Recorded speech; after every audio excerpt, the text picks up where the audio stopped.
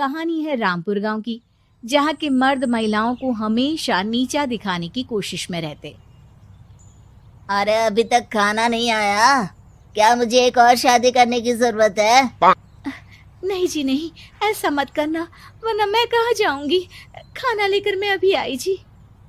गांव की पंचायत में भी फैसले हमेशा औरतों के खिलाफ ही रहते। मैं जो फैसला सुनाता हूँ वो भगवान की आज्ञा होती है।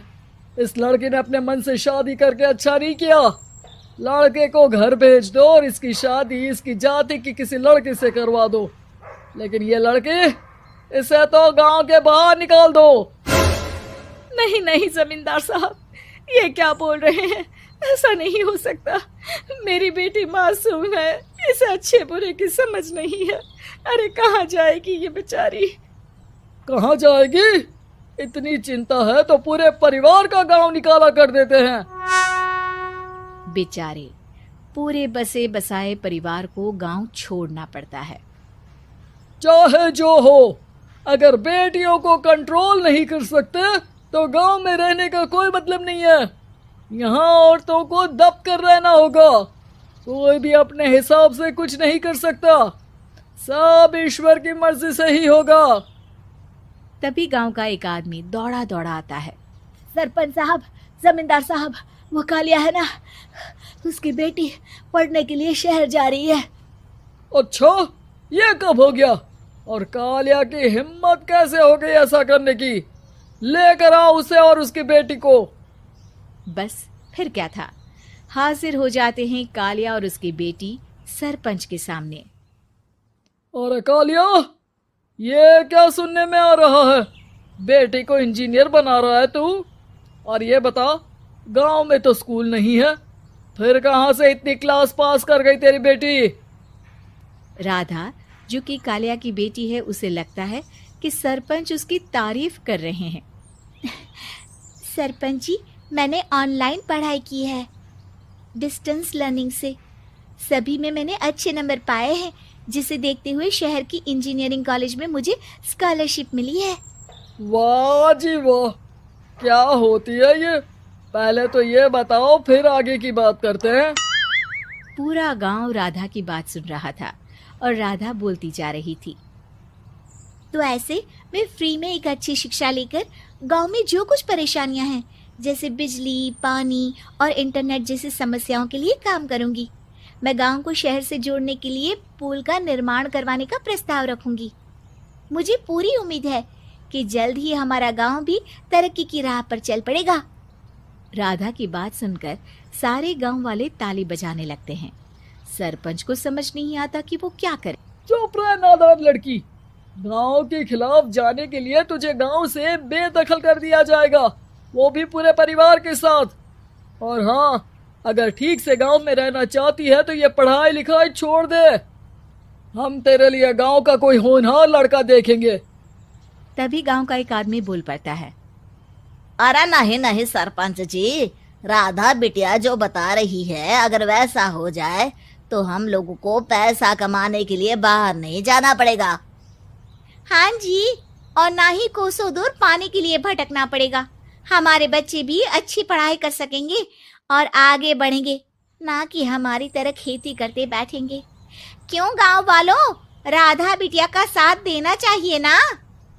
सरपंच देखता है कि गांव राधा के साथ है तो वो चुप हो जाता है। वो घर आकर अपने सलाहकार से बात करता है, जो बहुत ही चालाक किस्म का इंसान होता है। अरे सरपंच साहब, आपको बहुत ही होशियारी से काम लेना पड़ेगा। एक बार गांव तरक्की कर गया, यहाँ के बालक पढ़ लिए तो कोई ना पूछेगा आपको। और फिर ये जो बेटा और बेटी है ना आपके, इनको भी आम लोगों की तरह ही जीवन जीना होगा। हाँ, लेकिन करे तो क्या करे? वो ना आप मुझ पर छोड़ दीजिए, बस मैं जैसा बोलूं करते जाइए। अगले रोज सुबह जब गांव वाले सोकर उठते हैं तो राधा के घर के बाहर और साथ ही वो लोग जिन्होंने राधा का सपोर्ट किया था, उनके घर के आगे लाल रंग से कल आऊंगी लिखा होता है। कल आऊंगी, यह क्या होता है? अरे यह तो खून से लिखा है, लगता है कोई भूत प्रेत या चुड़ैल का साया है। चलो सरपंच जी के पास चलते हैं। सभी सरपंच के पास जाकर उसे सारी बात बताते हैं। अरे ये तो बड़ी मुश्किल की बात है। चलो मैं एक बाबा को जानता हूँ, उन्हें बुला लेता हूँ। सरपंच बाबा को लेकर गांव के घर के बाहर जाता है। ओहो, तो ये वो चुड़ैल है जो उन लोगों को निशाना बनाते हैं जो गांव को बदलने का सपना देखते हैं। वो गांव को ऐसे ही संपन्न देखना चाहती है। वो नहीं चाहती कि कोई बाहरी यहाँ का कायाकल्प करे। क्या तुम लोगों में से किसी ने गांव को बदलने की सोच रखी है? तभी राधा की माँ रोते रोते आती है। मेरी राधा घर से गायब हो गई है। अरे कोई तो बचाओ, मेरी बच्ची कहाँ गई?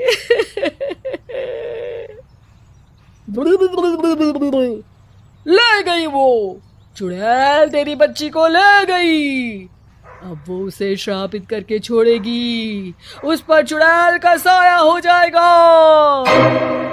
तभी बुरी सी हालत में राधा भी वहां आ जाती है। उसके बाल चुड़ैल की तरह फैले होते हैं और कपड़ों में खून लगा होता है। सभी राधा को देखकर डर जाते हैं। माँ, पता नहीं मुझे कौन उठा कर ले गया था।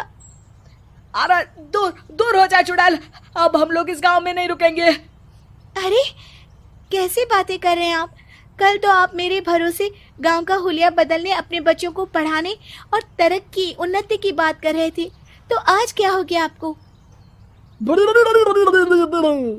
ये फिर तुम लोगों को बहकाएगी।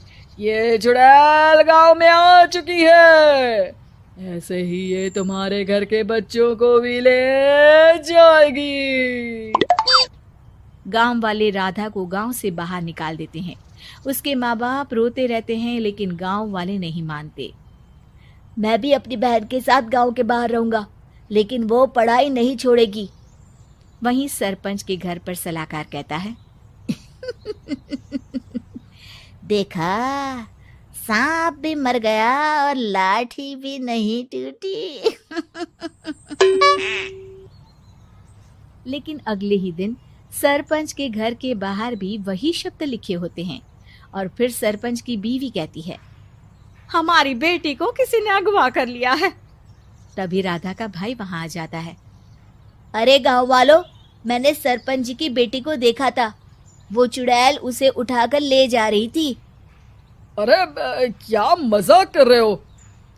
नहीं नहीं सरपंच जी, आप नहीं जानते। वो चुड़ैल अब आपकी बेटी में आ जाएगी, जैसे राधा के अंदर आ गई थी। तभी सरपंच की बेटी वैसी ही हालत में वहां आती है जैसे राधा आई थी। पापा, पता नहीं कैसे मैं गायब हो गई थी। चुड़ैल, इसके अंदर भी चुड़ैल का साया है, मारो इसे। अरे नहीं नहीं, इसे भी राधा के पास गांव के बाहर ही भेज दो। अरे चुप रहो, मेरी बेटी कहीं नहीं जाएगी और चुड़ैल बुड़ैल कुछ नहीं होता है। अरे कैसे बात कर रहे हो सरपंच जी? आप तो बोल रहे थे कि आपका फैसला भगवान का ज्ञान होता है, तो अपने पर बात आई तो अब आप ऐसे बोल रहे हैं।